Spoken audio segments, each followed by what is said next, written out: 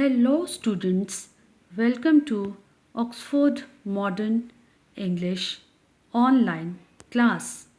Today's lesson is from grade 4 book and the lesson number 2, Pip Meets a Convict. It's a story, and let me tell you that who is the writer of the story.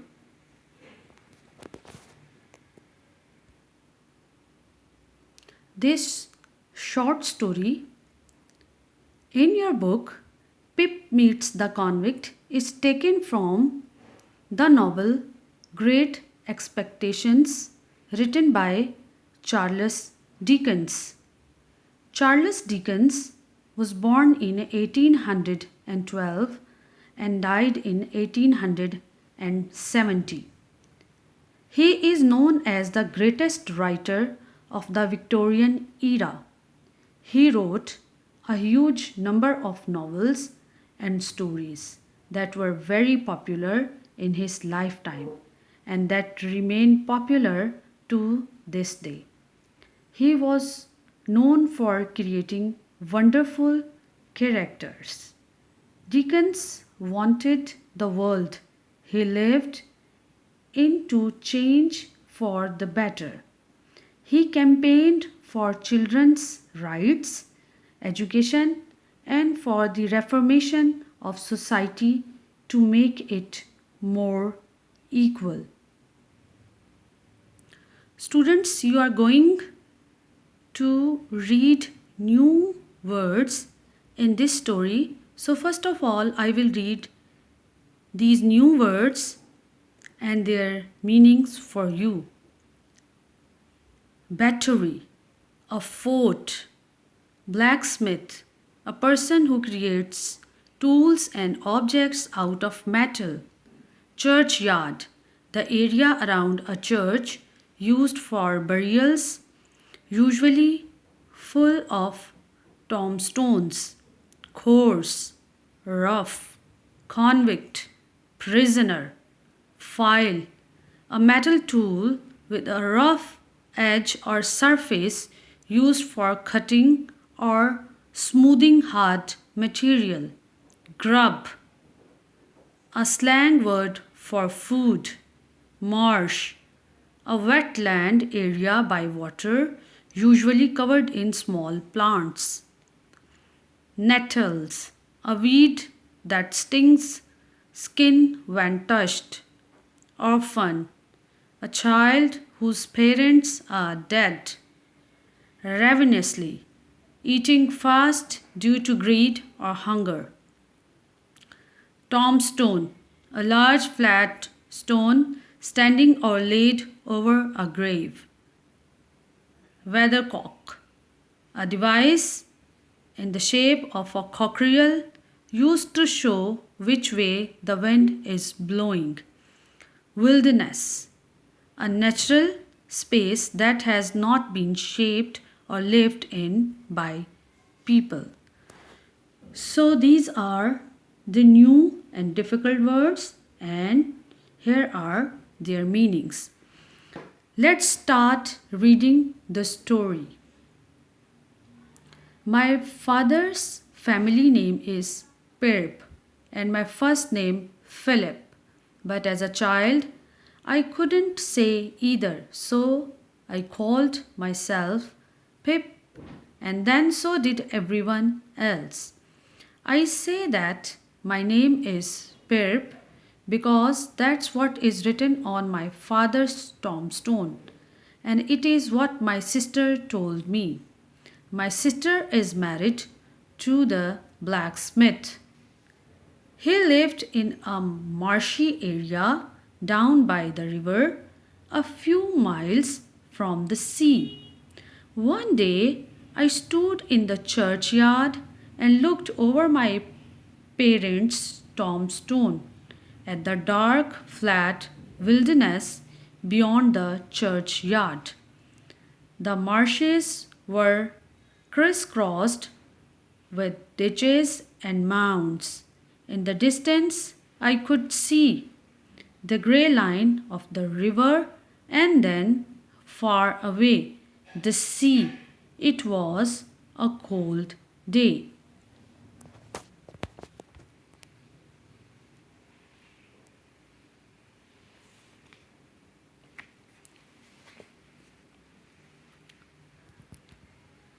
The grey land and the grey sky made me feel sad. I suddenly realized that I was an orphan and I began to cry. Hold your noise, cried a terrible voice. It came from a man who had just stepped out from behind a gravestone. Keep still, or I'll cut your throat. This man was frightening. He was dressed in rough grey clothes and he had a big iron chain on his leg. He was an escaped convict. His shoes were broken and he had an old rag tied round his head. He was dirty from being soaked in the muddy water from the ditches. He was covered in scratches from nettles and stones. He limped and shivered and glared and growled.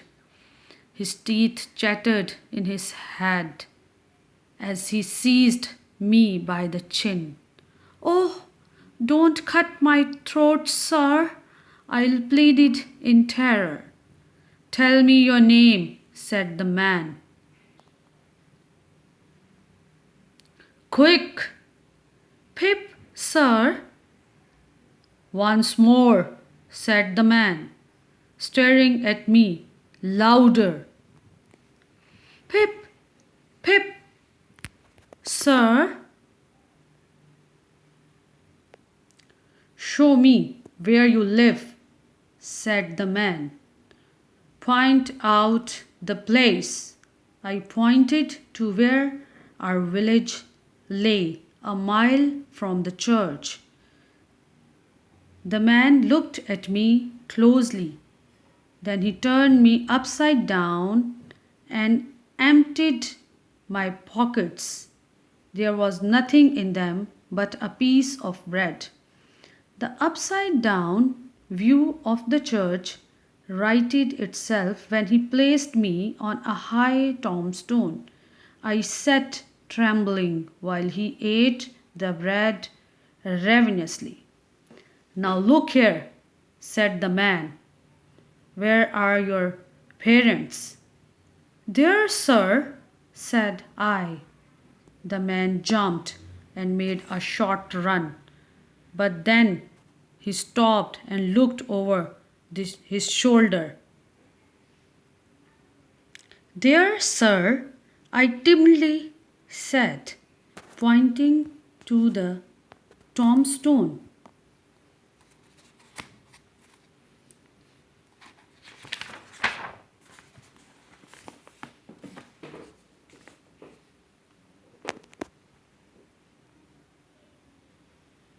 "Oh," said the man, "so who do you live with? If let you live, which I haven't made up my mind about." "My sister, sir, Mrs. Joe Garrigary." "Wife of Joe Garrigary, the blacksmith, sir." "Blacksmith? Ah," said he, and looked down at his leg. After looking at his leg and me several times, he took me by both arms and tilted me back as far as he could hold me. Then he stared into my eyes. "Now look here," he said.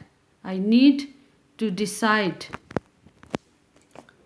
if I will let you live. Do you know what a file is?"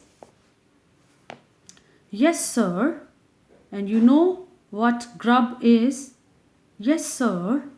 After each question, he tilted me over a little more This made me feel helpless. I was in danger. You get me a file. He tilted me again. And you get me grub. He tilted me again. You bring them both to me. He tilted me again. Or I'll have your heart and liver out. He tilted me again. I was dreadfully frightened and hoped that he would not drop me.